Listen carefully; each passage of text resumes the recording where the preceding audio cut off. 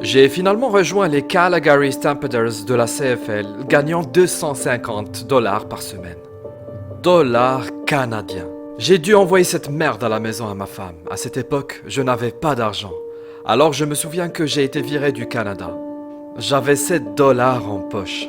Et je raconte toujours cette histoire. Alors maintenant, je me rappelle toujours que ce qui m'aide, c'est de garder les moments difficiles à l'esprit.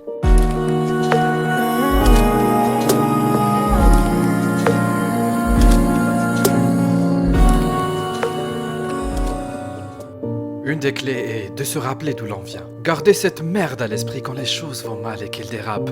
Beaucoup de choses. Tu te fais huer hors du bâtiment, tu te remets d'une blessure ou les gens te chevauchent. Est-ce que vous vous faites descendre? Est-ce que vous allez vous en sortir? Vous savez toutes ces conneries, vous l'avez, vous devez rester ici.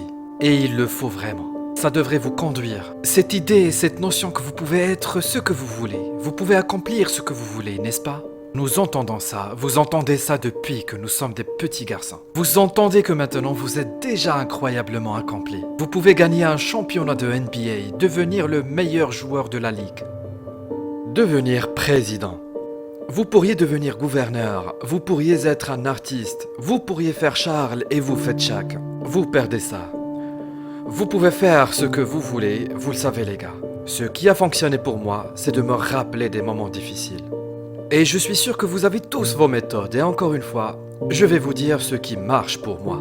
Donc, avant qu'un grand film ne sorte, et à l'époque où je luttais avec la WWE, un match de WrestleMania, n'importe quoi d'important qui se produirait, je prenais toujours un moment et je me rappelais simplement.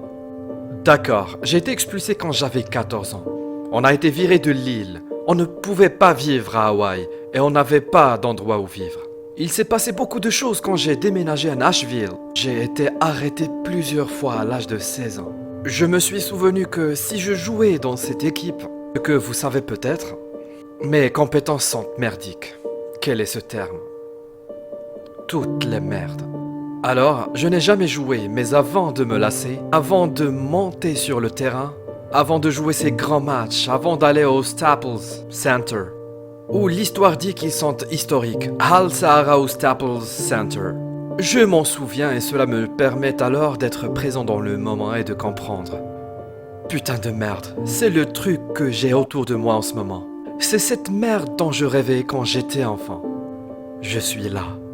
J'ai joué pour l'université de Miami, j'ai joué contre de grandes équipes. Warren Sapp et Lewis étaient mes coéquipiers. Ils jouaient au basket. Warren Sapp jouait tight end à l'époque. J'étais titulaire au poste de défenseur. Ils l'ont déplacé sur la ligne de défense et il m'a regardé. Il m'a dit « Yo, je vais prendre ta place ». J'ai dit « Tu ne prendras pas ma putain de place ». Il a dit « Je vais prendre ta place ». On s'est battu et il a pris ma place. Ils peuvent imaginer à quel point ça me fait chier parce que je n'ai plus d'opportunités. Il est passé au poste de défenseur et a mis le feu aux poudres. Et ce qu'il a fait, c'est m'écraser et écraser mes rêves. J'ai eu une année de terminale minable, aucune production. Pas de NFL, pas d'invitation en combine, rien. J'ai finalement rejoint les Calgary Stampeders de la CFL, gagnant 250 $ par semaine. Dollars canadiens. J'ai dû envoyer cette merde à la maison à ma femme. À cette époque, je n'avais pas d'argent. Alors je me souviens que j'ai été viré du Canada. J'avais 7 $ en poche. Et je raconte toujours cette histoire. Alors maintenant, je me rappelle toujours que ce qui m'aide, c'est de garder les moments difficiles à l'esprit. Parce que ça me permet d'aller dans ces grands moments où j'ai travaillé comme un fou. Où vous avez travaillé comme un fou. Ça me permet d'aborder ces grands moments avec une perspective différente. Ce que ça fait aussi pour moi, et encore une fois, c'est ce qui marche pour moi. Je garde mon dos, excusez mon langage, mon dos est contre cet enfoiré. Tous les jours, il est contre ce putain de mur. Excusez mon langage, mais c'est un début cet enculé, parce que c'est ce en quoi je crois. Et quand j'ai le dos contre cet enculé, il n'y a nulle part où aller. Mais de cette façon, c'est tout. J'ai l'impression que ça pourrait être quelque chose, un état d'esprit idéologique qui pourrait vous aider. Si vous le regardez de cette façon, ce que vous l'avez déjà fait, nous l'avons fait. On a du succès, on a de la chance d'être là où on est. Vous avez réussi, tout le monde dans cette pièce. personne ne va être expulsé. Plus de tout ce que vous avez, il n'y a plus de problème d'argent, pas vrai? Vous avez beaucoup de mains qui se tendent. Maintenant, j'en ai un peu. Je peux en avoir un peu, c'est ça? Mais quand vous le faites, pour moi, j'ai besoin de ça. J'ai besoin de ça. Alors tous les jours, je suis dos à cet enfoiré. Et c'est comme ça que je fonctionne. Ça ne veut pas dire qu'il ne faut pas sourire. Il y a moi pour rire et plaisanter. Je suis heureux. Je suis heureux. Je suis un gars heureux. Mais quand il s'agit d'affaires et quand il s'agit d'exécuter, qu'est-ce qui s'oppose à ça? Et je dois aller par là, et j'en ai rien à foutre de ce qui est devant moi. Ils ne vont pas m'arrêter. Je sens que pour moi, ça n'a rien d'important. Parce que vous vous êtes préparé pendant si longtemps.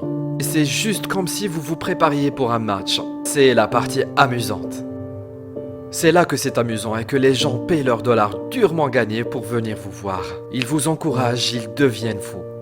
Ils vous huent à mort ou sur la route. C'est ça le fun. C'est pour ça qu'on vit. Je veux dire, c'est le jus, juste là. La préparation est l'endroit où les personnages sont créés. Et je ne parle pas du personnage. Je joue, je veux dire le putain de personnage ici. Donc pour moi, la préparation, c'est d'être avec le réalisateur, avec les producteurs, avec les scénaristes. Donc en gros, c'est comme rencontrer tous les entraîneurs des différentes positions et toutes les réunions que vous devez avoir. N'est-ce pas? Donc c'est le travail que vous faites. La clé pour moi était, où est-ce que ça commence? Quel est le point d'ancrage? Quel est le point d'ancrage pour que je puisse avoir toutes ces ambitions? Et vous les gars avez toutes ces ambitions. Ce qui est génial. C'est important. Je vais jouer ce rôle. Vous jouerez ce rôle. Je vais exécuter ce truc et il sortira cet été. Vous allez le faire pendant l'été. C'est le moment de travailler un peu plus. Mais la clé pour moi, c'est de toujours trouver l'encre. La base et l'encre. Se lever à 4 heures du matin tous les jours avant tout le monde. Et l'ancrage. Mon processus de pensée est le suivant. Personne ne peut me surpasser. Personne.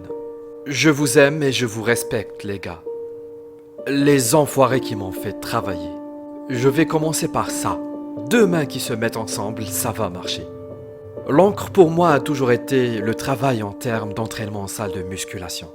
Quand j'ai commencé à lutter, j'avais 6 ans et je roulais sur les tapis avec mon père. Mon vieux père. Beaucoup d'entre vous le savent. Oui, Rocky Johnson. Mon père était Rocky Johnson, le premier lutteur noir de la WWF. Le premier champion noir des tag teams de la WWF à l'époque était Tony Atlas en 1983. Mes oncles étaient des Samoans sauvages, je viens d'une longue lignée de lutteurs professionnels.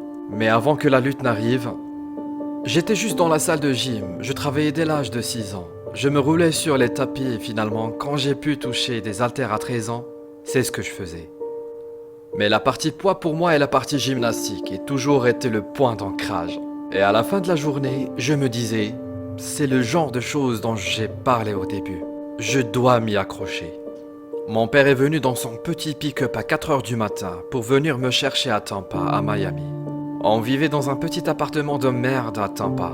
Il conduit son petit pick-up jusqu'à Miami pour me récupérer quand j'ai été coupé de la CFL. Je conduisais I-75, je ne sais pas si vous êtes de Floride, si vous connaissez la I-75, c'est comme en Floride à Alligator Alley. Je n'oublierai jamais qu'il était 4 heures du matin et j'ai pensé, et puis merde, je quitte la maison comme vous l'avez quittée. Je suis prêt à m'attaquer au monde et à réaliser mes rêves et mes objectifs. Je me suis fait écraser à 22-23 ans. Je dois retourner vivre avec mes parents. J'ai joué dans de grandes équipes. Oh, attendez une seconde. Ce n'est pas censé être mon avenir. Je suis censé être dans la NFL en ce moment. Je suis censé gagner beaucoup d'argent, prendre soin de mes parents, prendre soin de ma femme. Mais ça n'est jamais arrivé. Alors j'ai sorti mon portefeuille. Je me suis dit, voyons combien d'argent j'ai. Je l'ai ouvert, j'avais 5, 1 et de la monnaie. Je ne plaisante pas et j'ai arrondi à 7 dollars. Mais j'ai pensé, mon Dieu, c'est une saloperie. J'ai 7 dollars dans ma poche. Où est-ce que je vais maintenant? Putain, qu'est-ce que je fais? Je ne peux pas retourner à la CFL parce que j'y suis, tu sais. Il arrive à un moment où vous entendez cette voix qui vous dit que vous êtes fini, non? J'ai entendu cette voix, comme le coach le disait, mec, je m'accroche à cette merde, je te le dis. Que je m'accroche à ce que Perkins m'a dit. On plaisante, on s'amuse. La presse est toujours amusante à faire parfois. Il faut rendre ça amusant, c'est une autre chose qu'il faut faire de son mieux pour que la presse soit amusante. Qui que vous puissiez faire, mais j'ai toujours le dos contre cet enfoiré. Je n'oublie pas ce que ça m'aide à faire. Et ça marche encore pour moi. À un moment donné, tu dois être fatigué de ne pas être le numéro 1. Tu dois l'être et tu as une putain de plaque de colère et je joue la colère maintenant. Je suis cool et calme dans mon approche et quand je vais sur mon terrain, qui est un plateau où, tu sais, il y a quelque chose que tu auras toujours, des détracteurs et des détracteurs. Oui, mais combien de films tu vas faire? Combien de trucs tu vas faire? Tu fais beaucoup de trucs? Je dis oui. Parce que mon ambition, bien sûr, pourquoi pas, je pourrais le faire. Ouais, j'aime ce que je fais, et pas seulement ça. Mais dans quel monde ne travaille-t-on pas tous les jours? Ça ne veut pas dire que c'est juste comme vous les gars en basse saison. Vous avez du travail tous les jours. Ça ne veut pas dire que mon dos est contre cette chose, vous savez? Et je commence à jouer. En colère, d'ailleurs, et je joue toujours en colère lors de mon dernier match contre Brock Lesnar. Transition, et je réalisais que si je devais être bon dans quelque chose, je voulais être bon dans le monde d'Hollywood, dans la production de films et dans le divertissement. Je devais m'engager comme vous devez vous engager. Évidemment, vous vous engagez dans quelque chose, vous vous engagez dans un but. J'ai donc pris ma retraite discrètement 2 ans plus tard, je me suis demandé ce que j'avais fait dans ma carrière. Parce que mes films ne marchaient pas bien. J'étais rayé de la carte. Environ 2006-2007, je me suis dit, putain, je suis parti. Je fais comme Jim Brown. Je suis parti alors que j'étais au sommet, numéro 1 dans le monde du catch. C'était un geste courageux. J'ai dit que c'était stupide, mais je devais m'engager et suivre. Ce n'était pas mon Dieu. Et à cette époque, je vais partager ça avec vous. Will Smith est mon fils.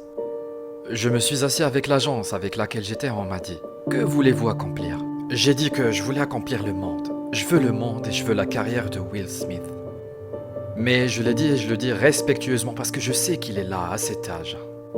Voir avec nous, je veux le faire plus grand et mieux. Et ils m'ont regardé comme si j'avais 3 putains de têtes et ils étaient là. Ok. Mais je suis resté concentré et j'ai continué à travailler dur avec mes 2 mains. Et c'est tout. Et c'est à ça que ça se résume avec vous les gars. Une des clés est se rappeler d'où l'on vient. Gardez ça en tête et quand ça va mal, ça va de travers, beaucoup de merde, vous vous faites huer hors du bâtiment. Vous vous remettez d'une blessure ou d'autres personnes vous chevauchent. Vous vous faites descendre? Est-ce que vous allez vous en sortir? Vous savez, toutes ces conneries, vous l'avez. Vous devez rester ici. Et ça devrait vous conduire.